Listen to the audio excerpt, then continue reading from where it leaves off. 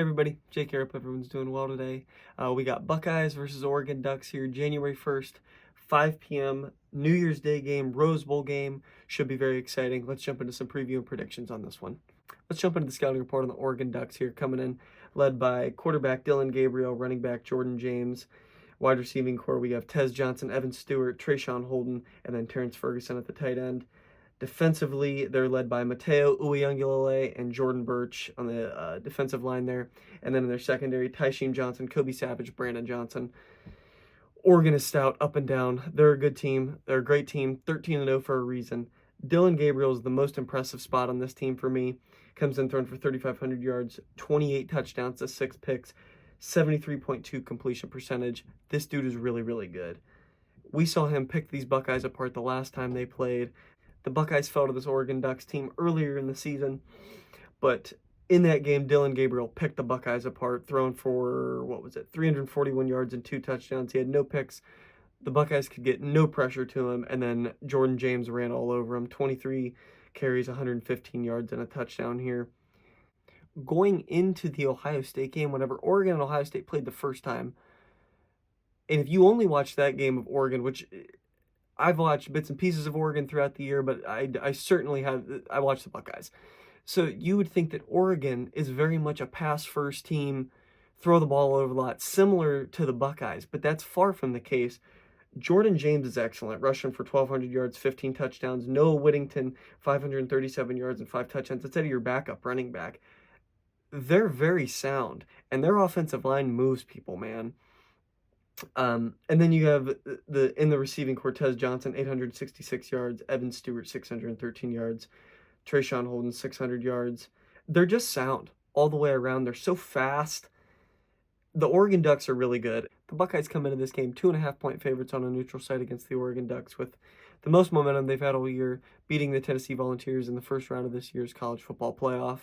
The Oregon Ducks are coming into this game after just beating Penn State just under a month ago. I mean, it doesn't feel like it's been that long, but I mean, Oregon hasn't played football in a month. Does that play into the game? We'll see. But the Buckeyes are coming in with a lot of momentum here. They're playing. They're fresh. They're ready to go. Oregon, it's been a month. So we'll see what we get out of the Buckeyes and the Ducks here. For the Buckeyes coming into this game, I have 2 concerns for the Buckeyes. What effort are we going to get out of the defense, and what is the offensive line going to look like? The last time that we saw this Ducks team play the Buckeyes, Dylan Gabriel pretty much got whatever he wanted. This wide receiving core, Tez Johnson, Evan Stewart, Terrence Ferguson, could do pretty much whatever they wanted against the Buckeyes. Denzel Burke and Davis Enigmanosin in the last game that we saw didn't look like they could keep up with this team. Oregon's very fast. They get the ball out quick, and they let their playmakers do their thing and do what they do. So the last time we saw this team, Oregon could pretty much do whatever they wanted, and with all these deep passes they completed in that game, it opened up the run game for Jordan James, and they ran all over the Buckeyes in that one. Jordan James rushed for 115 yards. So what effort do we get out of the Ohio State secondary, and what effort do we get out of the defense? I remember in that game, the front four generated next to no pressure, and there wasn't one sack on Dylan Gabriel in that game. So this was also, after this game, is infamously when Ohio State had that coming to Jesus moment, and they shift things for the defense in that game, and they had to answer some tough questions, quote unquote. So we've seen since this game, Ohio State's been able to generate pressure against other teams. They did a good job of that in the Tennessee game with the front four generating enough pressure. They didn't have to send extra guys. But what I do remember also in that game is they sent the front four a lot. They sent 3-4 guys, Jack Sawyer, JT, in this game to create pressure, and they didn't do a very good job of that. So we'll see if this front four can create pressure, but I would be very concerned if they stick to just that front four the whole game. If Ohio State isn't getting pressure with the front four in this game, which I think they'll come out similarly to the way they did against Tennessee, relying on that front four to get pressure. If Ohio State can't get pressure with the front four, they need to abandon that quickly and send 5-6 guys at Dylan Gabriel. In that game, you also saw Ohio State generate no turnovers. They couldn't get pressure, and they only had 1 4th down conversion inside the 10-yard line there against the Ducks. But in this game, you need to force some turnovers. You need to give your offense some relief. You need to put them in a position to succeed here. So we'll see what happens, but we need a better effort in this game from the Buckeyes defense than we saw in the first round with the Ducks. As far as my offensive line concern goes, the Buckeyes have Donovan Jackson playing left tackle with injuries to Seth McLaughlin and Josh Simmons here. In the first game against the Tennessee Volunteers, you didn't see too much out of Ohio State that would concern you. They gave Will Howard enough time. He wasn't on his wallet the whole game, and they gave him just enough time to get the ball to his playmakers. Can they do that against the Ducks? We'll see, but I would give the edge to the Oregon Ducks here over the Tennessee Volunteers with their front four and their defensive line here. That segues into my next point, though, is the Buckeyes have to abuse this Oregon secondary.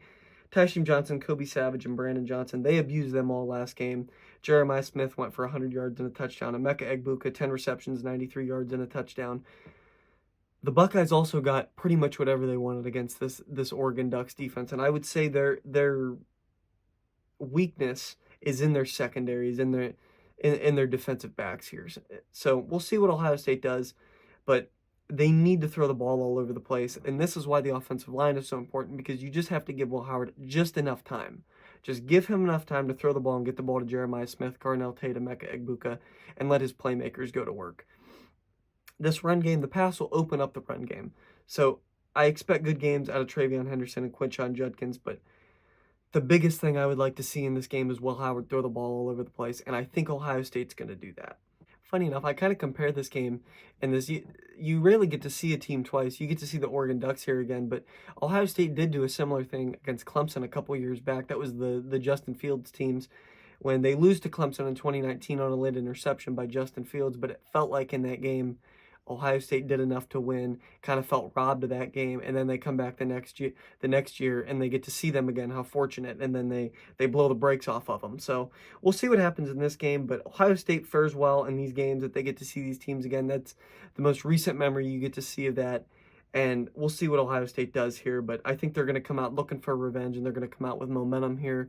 What do you get out of the Oregon Ducks? They haven't played in a month. We'll see. My prediction here for the offense, I think Will Howard's going to break the 300-yard barrier again.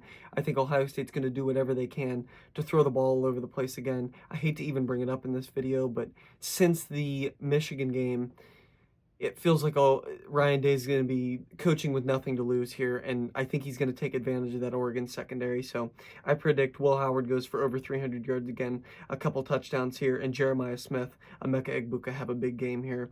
I think it'll open up some opportunities in the run game for Travion Henderson and Quinshon Judkins, but I think the biggest winners in this game will be Jeremiah Smith, Emeka Egbuka, Carnell Tate.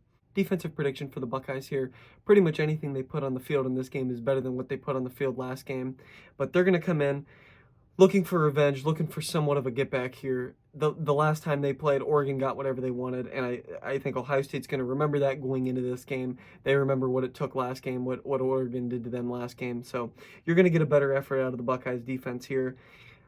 Is that going to stop Oregon completely? No. They're a great team. Dylan Gabriel's great. Jordan James is great. And this receiving core is excellent. They're fast.